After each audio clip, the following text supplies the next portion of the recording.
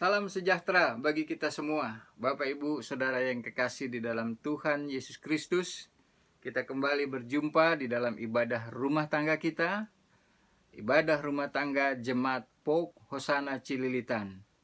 Kita masih beribadah dengan online karena pandemi ini, jadi kita tetap beribadah di rumah kita masing-masing.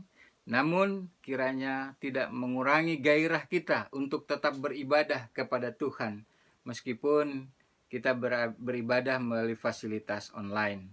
Jemaat yang kekasih, kita masih akan melanjutkan renungan kita dari Kejadian 45 ayat 1 sampai dengan ayatnya yang ke-9. Dan mari sebelum kita melanjutkan renungan kita, karena ini adalah bagian kedua, di mana renungan yang pertama 2 minggu yang lalu kita sudah ikuti bersama-sama. Bila saudara yang belum sempat mengikuti, bisa mengakses dari YouTube yang tersedia. Baik Bapak Ibu yang kekasih, mari kita bersama-sama satu di dalam doa. Kita berdoa. Bapa di surga, kami bersyukur kepadamu karena kami boleh beribadah kembali di dalam ibadah rumah tangga. Kami bersyukur karena ibadah kami tidak pernah dapat dibatasi oleh situasi dan keadaan. Meskipun kami di rumah kami masing-masing, kami boleh beribadah kepadamu. Dan kiranya makna ibadah kami tetap sama dengan ibadah-ibadah pertemuan seperti yang biasanya. Tuhan hadir di tengah-tengah ibadah kami dan Tuhan memberkati. Sebentar kami akan membaca firman-Mu, melanjutkan renungan yang telah ada. Tuhan kiranya karuniakan kepada kami Roh Kudus-Mu, agar kami dapat mengerti kehendak Tuhan, agar kami dapat mengenal Tuhan dan juga jalan-jalan-Mu bagi kehidupan kami. Bapa, kami sudah membuka hati kami untuk kebenaran firman-Mu di dalam nama Tuhan Yesus Kristus. Amin. Jemaat yang kekasih, kita akan melanjutkan renungan kita yang 2 minggu yang lalu yang sudah kita ikuti. Dan masih tetap di dalam tema mengenal Tuhan dan jalan-jalannya. Kita belajar dari kisah Yusuf dalam Kejadian 45 ayatnya yang ke-9 yang sudah kita baca bersama-sama. Nanti saya tidak akan membaca kembali mengingat waktu. Jemaat nanti boleh membaca sendiri di rumah masing-masing.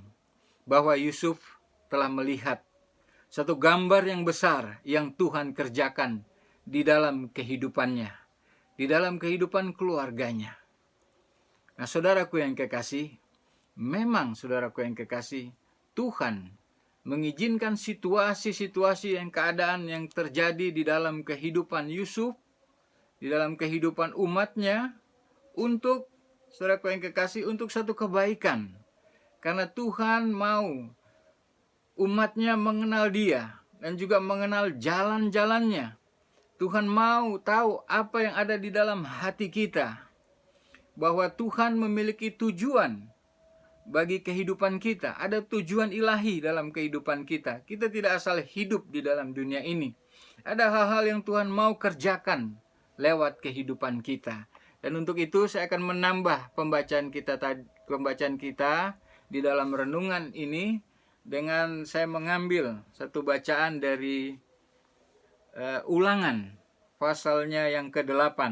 Ini merupakan firman Tuhan bagi umat Israel yang akan masuk ke dalam tanah perjanjian. Jadi ini adalah bagian yang supaya kita dapat mengerti ada maksud-maksud Tuhan di dalam kehidupan kita. Ada maksud Tuhan di dalam diri Yusuf pada waktu dia mengizinkan terjadi pergumulan di dalam kehidupannya. Jadi ada maksud Tuhan, ada tujuan ilahi Tuhan. Dan kita akan membaca bagian firman Tuhan ini, Ulangan 8 ayat 1-3, untuk dapat memahami kehendak Tuhan. Demikianlah firman Tuhan. Segenap perintah yang kusampaikan kepadamu pada hari ini, haruslah kamu lakukan dengan setia, supaya kamu hidup dan bertambah banyak, dan kamu memasuki serta menduduki negeri yang dijanjikan Tuhan dengan sumpah kepada nenek moyangmu. Ingatlah kepada seluruh perjalanan yang kau lakukan atas kehendak Tuhan Allahmu di padang gurun selama 40 tahun ini, dengan maksud merendahkan hatimu dan mencobai engkau untuk mengetahui apa yang ada dalam hatimu, yakni apakah engkau berpegang kepada perintahnya atau tidak. Jadi, ia merendahkan hatimu, membiarkan engkau lapar, dan memberi engkau makan mana yang tidak kau kenal, dan yang juga tidak dikenal oleh nenek moyangmu, untuk membuat engkau mengerti bahwa manusia hidup bukan dari roti saja, tetapi manusia hidup dari segala yang diucapkan Tuhan. Demikian jauh pembacaan firman Tuhan. Kita yang berbahagia apabila kita terus memelihara firman Tuhan itu di dalam kehidupan kita hari lepas hari. Haleluya. Jemaat yang kekasih, lewat bacaan itu dapatlah disimpulkan di dalam ayat kedua bahwa situasi dan keadaan sulit yang diizinkan Tuhan, Tuhan mau tahu, Tuhan ingin mengetahui isi hati kita. Apakah kita berpegang kepada perintah-perintahnya atau tidak?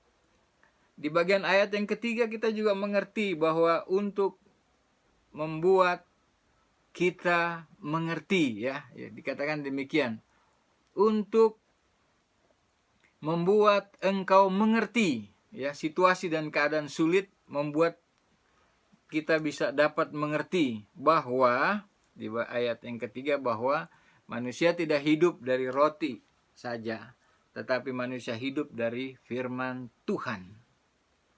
Saudara, di bagian ayat pertama bahwa kita hidup hanya untuk tujuan ilahi. Ada hal yang Tuhan mau kita kerjakan di dalam kehidupan kita. Ada hal yang Tuhan akan kerjakan di dalam kehidupan kita. Nah, saudaraku yang kekasih, dalam konteks kisah Yusuf dalam bacaan kita Kejadian 45 ayat 1 sampai dengan yang ke-9, saudaraku yang kekasih, kelaparan baru berjalan 2 tahun lamanya. Dan kita tahu bahwa kelaparan itu akan berjalan selama 7 tahun. Jadi masih ada sisa 5 tahun lagi yang harus dijalani. Nah, saudara, tetapi persediaan Tuhan tetap tersedia bagi mereka. Dan Yusuflah yang dipakai oleh Tuhan. Saudara yang kekasih, Yusuf mengerti bahwa hal ini bukanlah tentang dia, bahwa situasi dan keadaan yang dia alami, situasi-situasi dari dia mengalami kesulitan sampai dia menjadi seorang pemimpin besar, saudara yang kekasih, semua bukan tentang dia, tetapi ini berbicara tentang Tuhan. Tuhan yang ada di dalam dirinya. Dan kita juga harus tahu, kita harus belajar dan harus ingat bahwa Tuhan juga ada di dalam diri kita. Dia mau juga mengerjakan hal-hal yang besar dan luar biasa. Saudara yang kekasih, krisis bukanlah akhir dari segalanya. Namun melalui krisis, Tuhan memberikan pengertian-pengertian baru kepada kita. Mari kita terus belajar untuk mengenal Tuhan dan jalan-jalannya. Jangan sampai ketika kita keluar dari krisis, dan kita tidak belajar apa-apa tentang kehidupan. Tuhan bisa mengajar sesuatu yang besar kepada kita melalui krisis yang kita alami, melalui krisis yang dialami oleh negeri kita. Dia dapat mengubah krisis menjadi sesuatu yang jauh lebih baik, sesuai dengan rencana dan rancangannya. 2 minggu yang lalu kita telah belajar 2 hal tentang Yusuf yang berhasil melewati situasi-situasi sulit dalam hidupnya dan menjadi seorang yang berkuasa di Mesir. Setelah sebelumnya ia hanyalah sebagai seorang budak. Mengapa Yusuf sukses? Karena ia mengenal Tuhan dan jalan-jalannya.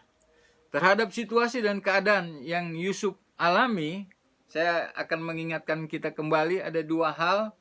Terhadap situasi dan keadaan yang dia alami, dia memutuskan.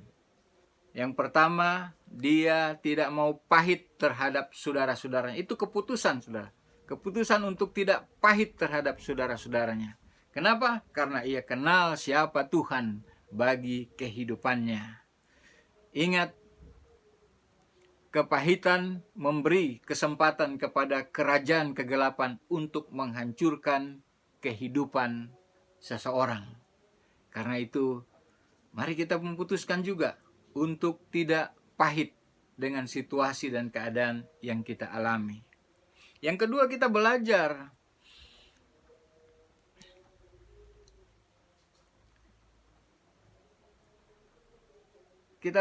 bahwa pewahyuan dari Tuhan melalui situasi yang Yusuf alami. Yusuf belajar jalan-jalannya Tuhan. Melalui perjalanan hidupnya sampai ia menjadi orang nomor 2 yang berkuasa di Mesir setelah Raja Fir'aun. Kita harus belajar untuk tidak mengizinkan hal-hal buruk menimpa kita. Hal-hal buruk merusak pengenalan kita akan Tuhan. Yusuf tidak mengizinkan hal itu. Itu sebabnya, saudaraku yang kekasih, Yusuf melihat di dalam suatu kacamata yang besar, ya, bahwa dia belajar tentang pewahyuan Tuhan di dalam kehidupannya melalui penderitaan yang dia alami, maupun melalui pencapaian yang dia alami.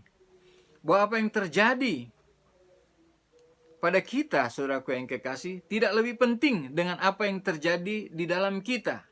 Jadi kejadian-kejadian yang terjadi di dalam kehidupan ini yang juga berefek kepada kita, saudaraku yang kekasih, itu dikatakan tidak lebih penting dari apa yang terjadi di dalam diri kita.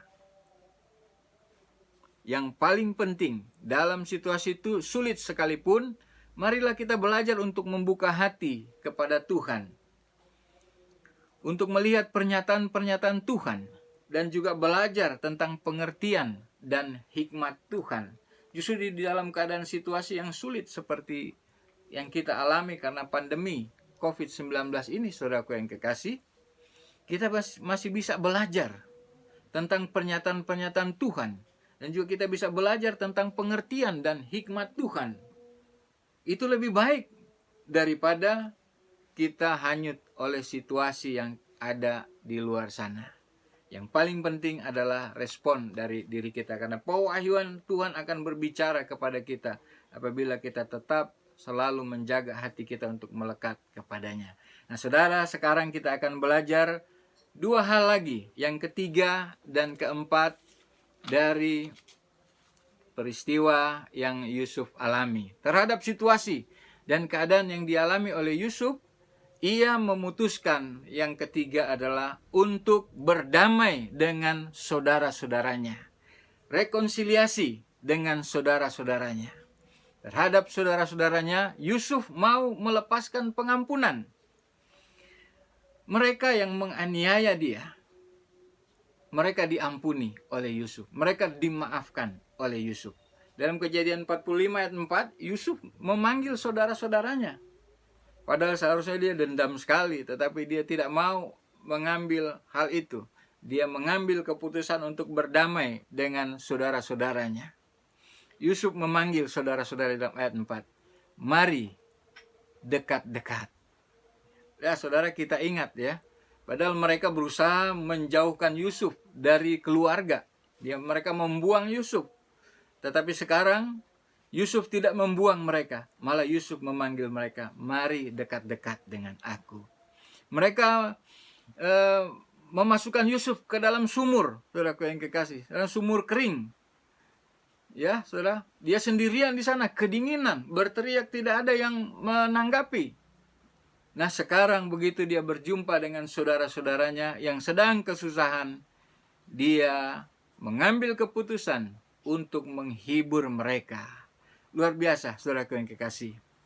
Yusuf oleh saudara-saudaranya dirancangkan untuk dibunuh saja. Ya, karena banyak dari mereka waktu itu mengambil keputusan buang saja ke dalam sumur supaya dia mati kelaparan di dalamnya. Nah, saudaraku yang kekasih, sekarang dia menghadapi saudara-saudaranya yang sedang mengalami kesulitan karena kelaparan yang melanda pada waktu itu, yang semua orang mengalaminya. Orang-orang Israel, orang Mesir mengalami kelaparan, saudara kasih. Dan Yusuf tidak menahan-nahan makanan untuk mereka. Dia memberikan mereka makan, bahkan persediaan diberikan kepada mereka melewati masa-masa kelaparan. Kita juga ingat mereka merobek-robek baju Yusuf. Dan pada waktu mereka datang kepada Yusuf, Yusuf memberikan kepada mereka pakaian. Berpasang-pasang, ada 5 pasang pakaian. Mereka juga diberikan uang, saudara kasih. 300 uang perak diberikan kepada mereka. Luar biasa, karena dia mengambil keputusan untuk mengampuni saudara-saudaranya. Saudaraku yang kekasih, kejahatan saudara-saudaranya diubah, dikonvert, ditukar dengan kebaikan. Kebencian dibalas dengan kebaikan. Waktu kita mengambil keputusan untuk memaafkan, maka kita harus mengganti kebencian yang dilepaskan kepada kita dengan kita melepaskan kebaikan kepada orang yang membenci kita. Itu yang dikatakan rekonsiliasi, berdamai dengan orang yang membenci kita. Saudaraku yang kekasih, ingat apa yang Yesus lakukan bagi kita. Dia mengambil semua yang tidak baik dari kita. Semua kejahatan kita, dosa-dosa kita, dia ambil dari kita. Kemudian dia convert, dia ubah. Dengan dia memberikan kepada kita yang terbaik dari dia. Yang terbaik dari Tuhan. Yaitu dirinya sendiri.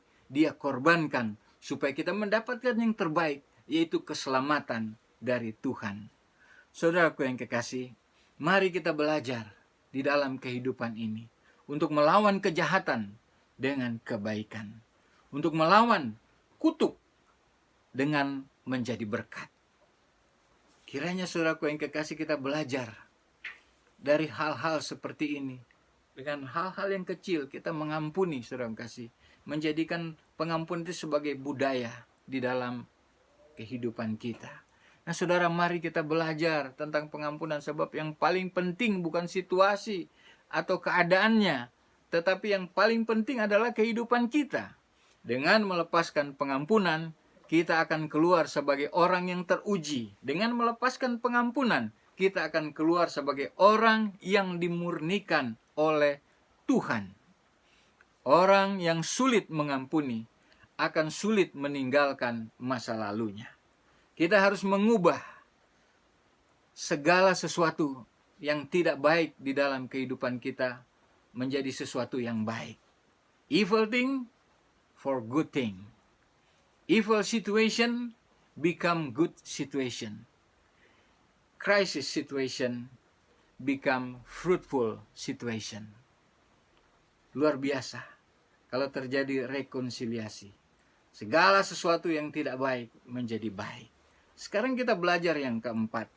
Terhadap situasi dan keadaannya, Yusuf telah memutuskan untuk bertanggung jawab atas keluarganya. Pada waktu dia ada di dalam posisi yang dia dapat lakukan, yaitu untuk bertanggung jawab terhadap keluarganya yang sedang mengalami kelaparan, kehabisan bahan makanan. Saudaraku yang kekasih, ternyata Yusuf belajar dari Tuhan bahwa Tuhan bertanggung jawab atas hidupnya. Berkali-kali hidupnya ada seperti telur di ujung tanduk. Berkali-kali nyawanya terancam. Berkali-kali dia lolos dari situasi dan keadaan yang mengancam nyawanya. Dan dia melihat hal itu sebagai bagaimana cara Tuhan bertanggung jawab atas kehidupannya. Itu sebabnya Yusuf mau bertanggung jawab atas keluarganya. Luar biasa, saudaraku yang kekasih. Ia berkata begini, Tuhan memelihara dia, memelihara Yusuf, supaya ia bisa memelihara masa depan sebuah bangsa. Suatu bangsa yang akan melahirkan Mesias. Ia bertanggung jawab atas keluarganya, yang cikal bakal akan menjadi bangsa Israel. Ternyata tanggung jawab dia adalah bukanlah sesuatu yang sia-sia, karena bangsa ini selamat. Dari bangsa inilah lahir Mesias, Yesus yang adalah juru selamat kita. Yusuf menunjukkan suatu kualitas kehidupan yang bertanggung jawab. Luar biasa, saudaraku yang kekasih. 70 orang sebagai keluarga besar datang kepada Yusuf, dipelihara di Goshen, saudaraku kekasih. Kurang lebih 400 tahun lamanya. Ini sesuatu yang luar biasa. Mari kita belajar bertanggung jawab di dalam kehidupan kita. Dari keempat hal yang sudah kita pelajari bersama-sama, marilah kita terus belajar mengenal Tuhan dan jalan-jalannya. Menyikapi situasi seperti sekarang ini, janganlah kita izinkan situasi melukai atau mengacaukan kehidupan kita. Situasi dan keadaan di dunia ini tidak dapat melukai atau menghancurkan hidup kita, kecuali kita yang salah memberikan respons. Lihatlah Tuhan yang duduk di tahtanya. Dia mengatur segalanya untuk kepentingan dan kebaikan kita, dan untuk rencananya yang sangat besar di dalam kehidupan kita, di dalam kehidupan keluarga kita. Dia adalah Tuhan atas situasi dan keadaan kita.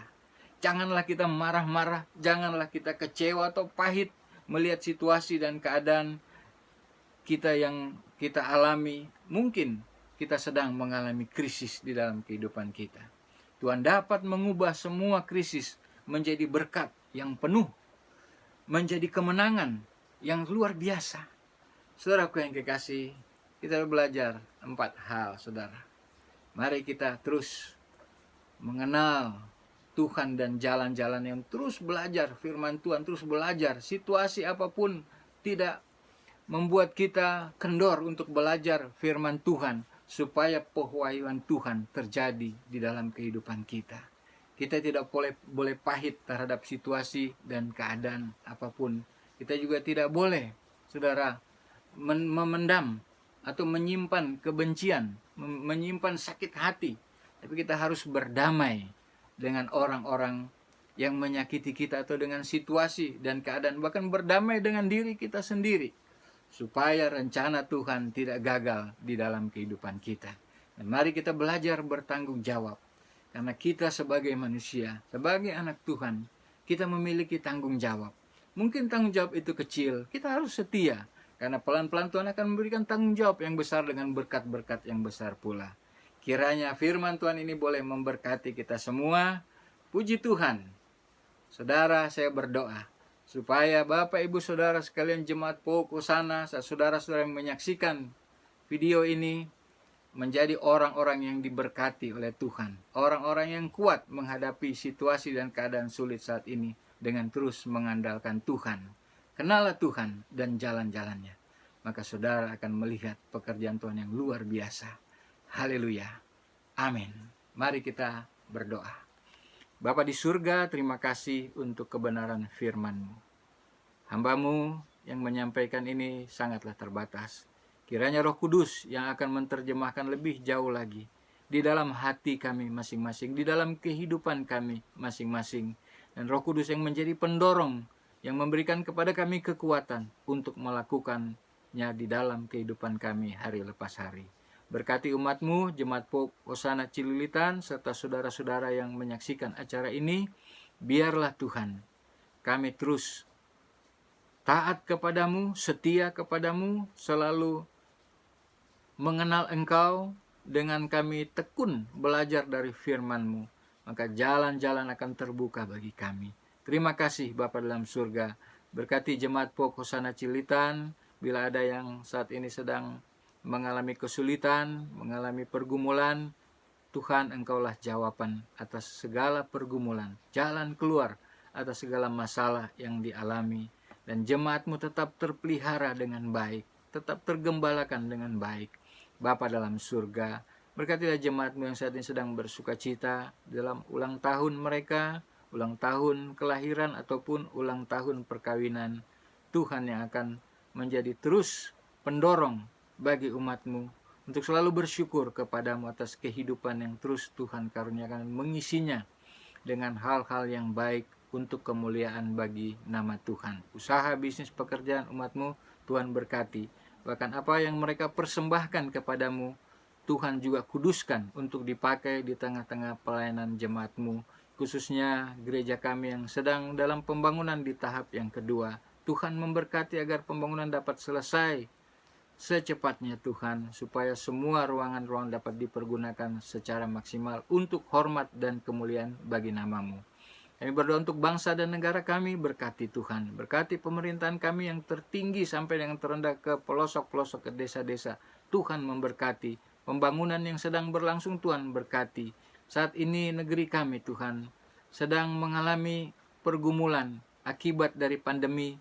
Kami sedang bangkit dari perekonomian kami yang terpuruk. Kami sedang bangkit dari masalah kesehatan yang dialami karena pandemi COVID-19 yang mempengaruhi banyak sektor di negeri kami ini. Tuhan memberkati. Daerah-daerah yang masih banyak positif terjangkit, Tuhan melawat. Dan Tuhan kiranya Bapa, keadaan yang semakin melandai di negeri kami ini terus sampai Tuhan berakhir Tuhan. Hingga kami terbebas dari pandemi ini. Pandemi COVID-19 berlalu dari negeri kami. Terima kasih Bapa. Biarlah kami belajar sesuatu hal untuk tetap menjaga kesehatan kami lebih baik lagi. Terima kasih Bapa dalam surga, terima kasih. Kami rindu Tuhan untuk ibadah-ibadah kami selanjutnya kami dapat beribadah dengan bertatap muka. Ini doa kami ya Bapa, kami naikkan di dalam nama Tuhan Yesus yang sudah mengajar kami berdoa. Bapa kami yang di sorga, dikuduskanlah namamu, datanglah kerajaanmu. Jadilah kehendak-Mu di bumi seperti di sorga. Berikanlah kami pada hari ini makanan kami yang secukupnya, dan ampunilah kami akan kesalahan kami. Seperti kami juga sudah mengampuni orang yang bersalah kepada kami. Dan janganlah membawa kami ke dalam pencobaan, tetapi lepaskanlah kami daripada yang jahat. Karena Engkau yang punya kerajaan dan kuasa dan kemuliaan sampai selama-lamanya. Amin. Saudara-saudaraku yang kekasih, kembalilah ke dalam kehidupanmu sehari-hari. Peliharalah firman Tuhan yang telah engkau dengar. Mari angkat hatimu kepada Tuhan dan terimalah berkat Tuhan. Tuhan memberkati engkau dan melindungi engkau. Tuhan menyinari engkau dengan wajah-Nya dan memberi engkau kasih karunia. Tuhan menghadapkan wajah-Nya kepadamu dan memberi engkau damai sejahtera. Haleluya. Amin. Ibu Bapak yang kekasih, demikian ibadah kita. Tuhan Yesus memberkati kita semua. Shalom.